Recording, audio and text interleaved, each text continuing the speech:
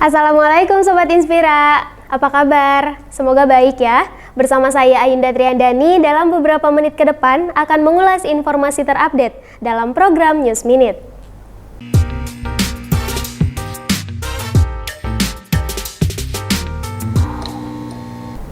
Berita pertama datang dari Menteri Pariwisata Ekonomi Kreatif, Sandiaga Uno. Belusukan menemui warga Desa Wisata Alam Endah Ciwidey. Selain menemui warga, Sandiaga Uno juga memberikan bantuan kepada 5 desa wisata di kawasan Ciwidey. Disambut ratusan warga, Menteri Pariwisata Ekonomi Kreatif Sandiaga Uno belusukan menemui warga di Desa Wisata Alam Endah Ciwidey, Kabupaten Bandung, Jawa Barat. Dalam kunjungannya tersebut, selain menemui warga, Sandiaga Uno juga memberikan bantuan kepada 5 desa wisata di kawasan Ciwidey, Kabupaten Bandung, untuk memberikan desa wisata menjadi lebih tangguh dengan berbagai produk unggulan di desa wisata di kawasan tersebut. Sementara dalam sambutannya, Sandi mengatakan salah satu inovasi saat berkunjung di desa wisata yaitu mengembangkan desa wisata. Alhamdulillah, saat ini sudah terdapat 70 desa wisata dengan target 250 desa wisata akan disentuh dengan berbagai program. Salah satu inovasi kami dan saat itu saya berkunjung di Desa Wisata Alam ini adalah pengembangan desa wisata. Anugerah Desa Wisata kita sudah luncurkan dan tahun ini sudah mencapai 75 desa wisata dan akhir daripada pemerintahan tahun depan dengan target 250 desa wisata kita sentuh dengan berbagai program. Sandi pun berharap ke depannya seluruh desa wisata dapat lebih meningkatkan produk-produk unggulan dari desa tersebut, sehingga dapat meningkatkan perekonomian masyarakat di kawasan tersebut. Dari Kabupaten Bandung, Hedi Trisnayadi melaporkan. Selanjutnya, Kepolisian Resort Kota Bandung menangkap pemuda yang menjamret tas milik bocah di daerah Komplek TCI 3, Cangkuang Kulon, Kabupaten Bandung. Inilah video viral hasil rekaman kamera pengawas CCTV yang memperlihatkan aksi penjamretan oleh pelaku terhadap bocah di bawah umur. Pelaku berhasil kabur dan membawa tas milik korban. Setelah melakukan upaya penyelidikan, petugas Satreskrim Polresta Bandung berhasil mengamankan pelaku jamret yang berinisial RFA pada hari Minggu kemarin.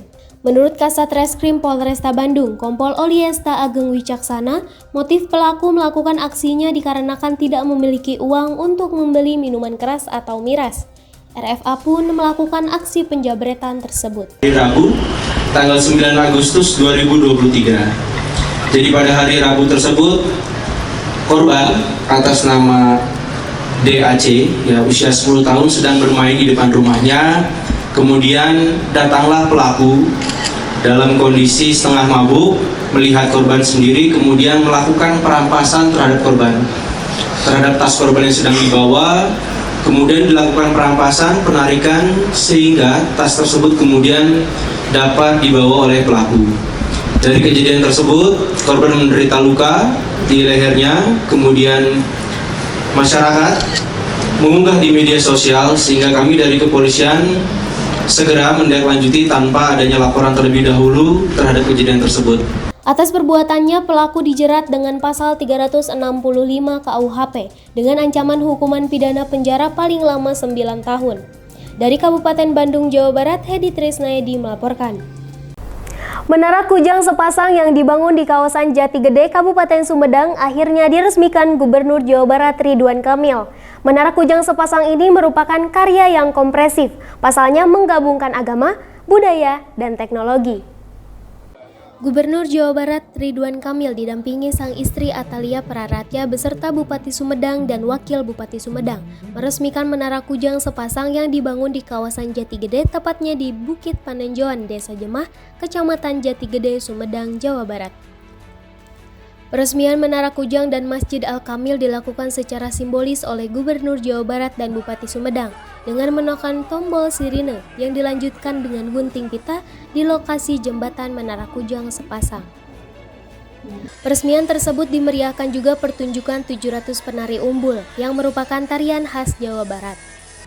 Menara Kujang sepasang dibangun setinggi 99 meter dengan menelan anggaran sebesar 100 miliar rupiah.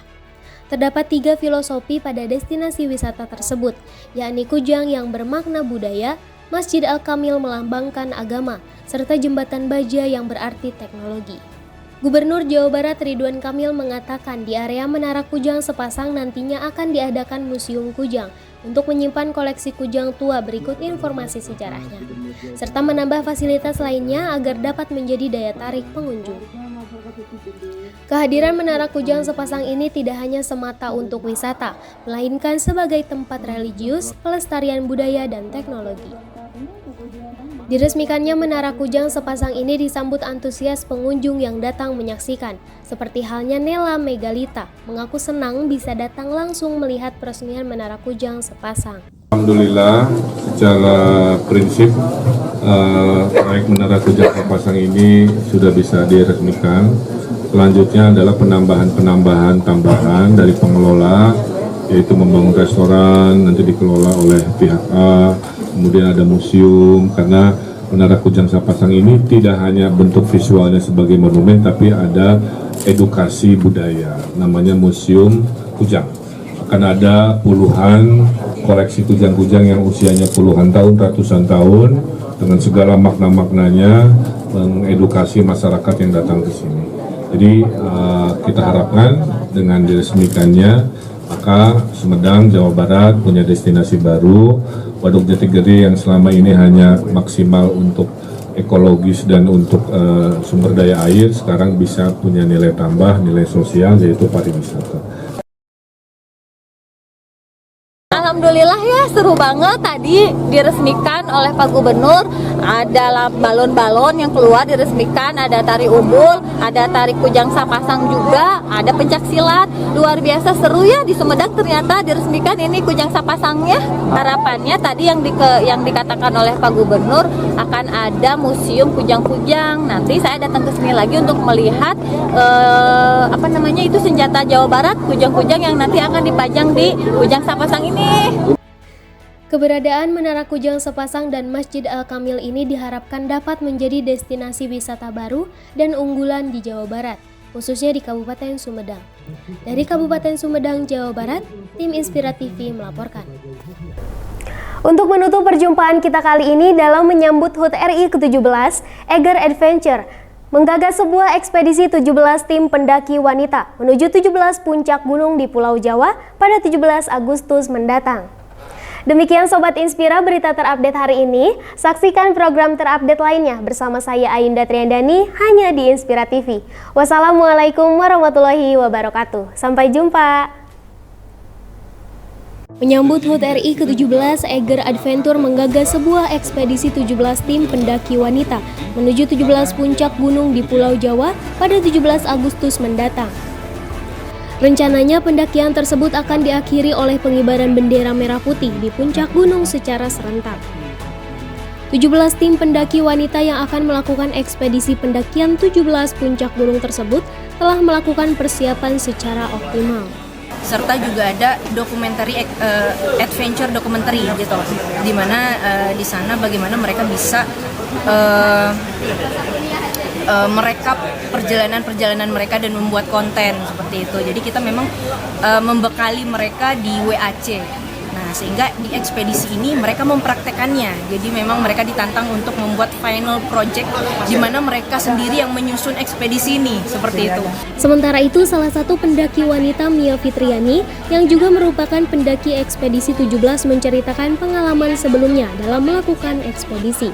Pengalaman mungkin yang belum pernah saya alami itu, waktu itu saya sempat hampir kena hipotermia di Gunung Slamet, karena waktu itu kita lagi jalanin ekspedisi dalam 1 minggu itu mendaki 3 gunung, Slamet, Sindoro, Sumbing, dan Slamet ini jadi gunung yang pertama karena dia dari segi trek dan ketinggian tuh yang paling berat.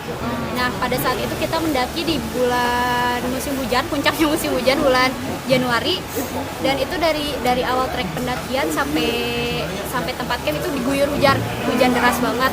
Dari Kota Bandung, tim Inspira TV melaporkan.